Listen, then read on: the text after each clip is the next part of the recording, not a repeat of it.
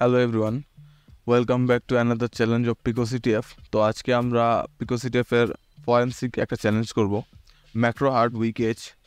Forensic যারা জানেন না, ফরেন্সিক মেনলি করতে হয় যারা সাইবার সিকিউরিটিতে ব্লু টিম স্পেশালিস্ট বা ব্লু টিম নিয়ে কাজ করছে, তাদের সবচেয়ে বেশি ফরেন্সিক নিয়ে ডিল করতে হয়। আজকে আমরা ওই ক্যাটাগরির একটা চ্যালেঞ্জ দেখবো। তো এখানে আমরা ডিসক্রিপশনটা পড়ি। I have hidden a flag in this file, can you find it? So এখানে একটা ফাইল দেওয়া আছে, তো আমরা এটা ডাউনলোড করি। সো আমরা এটা অলরেডি ডাউনলোড করেছি এবং আমরা যদি চেক করি তো এখানে দেওয়া আছে যে forensic is fun PPTM. Okay, so আমরা কিন্তু নর্মালি পিপিটি এক্সের সাথে পরিচিত, বাট পিপিটিএম এর সাথে পরিচিত না।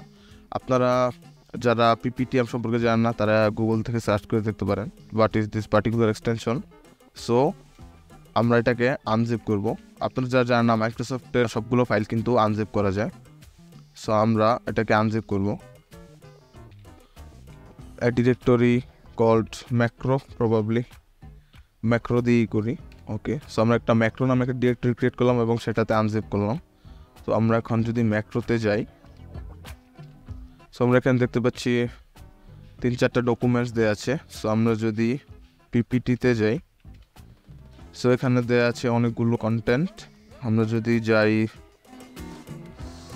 লাইট মাস্টার্স, সো এখানে কিন্তু আমরা স্লাইড মাস্টার্সে গিয়ে দেখতে পাচ্ছি এখানে একটা হিডেন ফোল্ডার আছে। নর্মালি এটাই আমাদের কাছে সবচেয়ে বেশি ইন্ট্রিগ করার কথা, কারণ হিডেন কোনো জিনিস আছে তার মানে অফকোর্স এটার মধ্যে আমাদের জন্য ভ্যালুয়েবল কোনো কিছু আছে। তো আমরা যদি ক্যাট করি, সো আমরা দেখতে পাচ্ছি এখানে বেস 64 প্রবাবলি এটা একটা ক্যারেক্টার দেয়া, বাট স্পেস দিয়ে এটাকে আবার ডিভাইড করা আছে।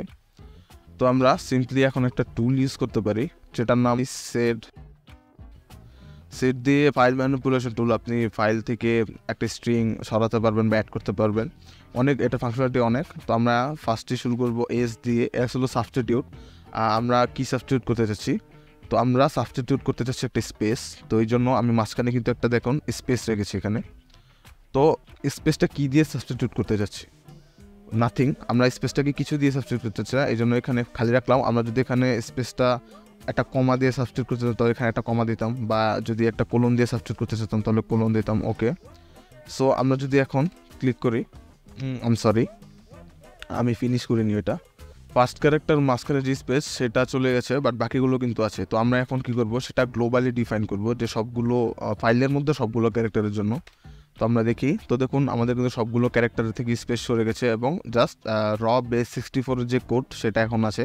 তো আমরা ফার্দার এটাকে আর একটু কাজ করতে পারি। এখন যদি আমরা এখানেই বেস 64-এ কনভার্ট করে নিই, বেস 64 ডিকোড। সো দেখুন আমাদের কিন্তু এখানে ফ্ল্যাগ চলে এসেছে। PicoCTF did you know PPTs are zips. Okay, so আমি কপি করি আর যদি এটা এখানে সাবমিট করি,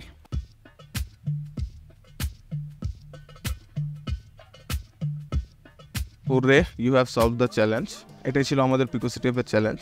আশা করি আপনারা এনজয় করেছেন। রিভার্স ইঞ্জিনিয়ারিং, ফরেন্সিক, এই জিনিসগুলো কিন্তু কাইন্ড অফ ফান। আপনারা যদি এটা নিয়ে একটু প্র্যাকটিস করেন বা এটাতে একটু ভালো মতো চিন্তা করেন, তাহলে কিন্তু চ্যালেঞ্জগুলো করতে আসলেই খুব মজা।